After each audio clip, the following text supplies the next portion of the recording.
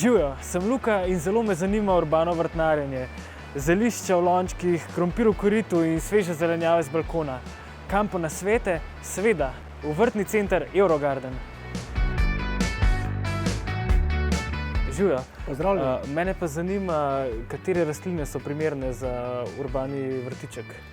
Torej za urbano vrtnarjenje v manjših, bi rekel, balkonskih vrtičkih, pravzaprav lahko, kar se tiče vrtnin, sadimo predvsem listnate vrtnine, se pravi, to so solate, pa potem kakšna azijska listna zelenjava, rukola, tudi kakšno redkvico lahko posadimo, potem sadimo v korita ali večje lonce kakšna zelišča.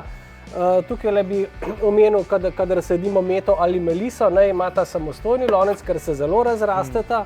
Seveda, glede zelišč lahko tudi potem presajamo kakšne timijane kot kuhinjska začimbe, oregano, žajbelj in peteršilj in seveda vsa ostala druga zelišča kot nek tak kuhinjski vrtiček.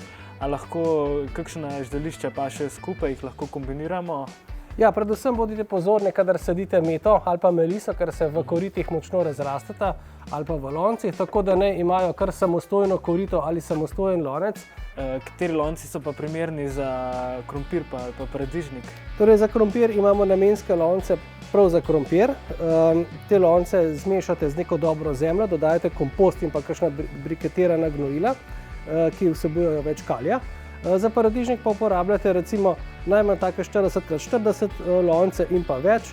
Še posebej, če boste presajali cepljene plodovke, cepljen paradižnik, papriko ali jajčevce, ki razvijajo boljši koreninski sistem. Cepljeni paradižnik vam bo tako zarasel nekje do stropa balkona, mogoče ga boste še po stropu speljali. Tako boste imeli, bi rekel, res na manjši površini tudi večji pridelek. Zato močno priporočam za sajenje na balkonih cepljene paradižnike. Otroci bodo imeli najraje takšne grozdaste paradižnike ali pa češnjeve paradižnike, te so cepljeni. Poudarjam naj, da cepljene paradižnike vedno sadimo na isto globino, kot so v loncih, nič globje, medtem ko necepljene plodovke lahko sadimo tudi nekoliko globje, da razvije močnejši koreninski sistem. Paradižnike, paprike, jajčevce lahko kombiniramo z baziliko, ker jih v istem terminu tudi presajamo na prosto, ker so toploljubne in jim mraz pod nekje 14 stopinj kar škodi. Tako da morate biti pozorni tudi na temperaturo, da presajate nekje po ledenih možeh, torej po 15. maju. A so kakšne take začetniške napake, ker se nekdo, ki se še ni lotil tega, recimo, da se ponavljajo, da mi res priporočate, da tega pa ne delati? Torej, začetniške napake so največkrat te, da ljudje prehitro postavijo plodovke na prosto, ko so temperature in čez dan in čez noč nekje pod 12 stopinj. Torej, dokler so takšne razmere, to ni primerno za sajenje. Največkrat se zgodi napaka, da se lonce prezalije ali pa premalo zalije. Mi imamo tudi v ponudbi zelo kakovostne sisteme kapljičnega namakanja, sistem cevi, ki jih razpeljete po koritih in kapljalnikov, torej lahko si privoščite tudi v urbanem vrtnarjenju kapljično namakanje. Vedno pa morate preveriti, ali so lonci in korita ali pa razne posode dovolj zalite, ne premalo, ne preveč in pa ne pozabiti na dognojevanje in pa že začetno gnojenje, ker plodovke rabijo precej, bi rekel, gnojil v ustreznem razmerju, to je predvsem kalcij, kalij in pa seveda tudi, bi rekel, dušik. Kakšno zemljo mi pa priporočate za urbano vrtnarjenje? Torej, priporočam zelo kakovostne substrate, mi jih imamo v ponudbi, to so substrati z dodatkom mikorize in pa hranil.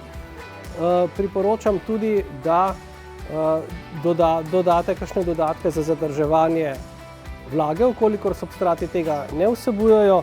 Predvsem pa priporočam dodatke komposta in pa potem briketiranih gnojil ter zalivanje, bi rekel, z določenimi vodotopnimi gnojili za pospeševanje, bi rekel, za boljše plodove in pa seveda lahko uporabljate tudi, bi rekel, tekoča organska mineralna gnojila za boljši in dovolj, bi rekel, zdrav, dovolj kakovosten pridelek.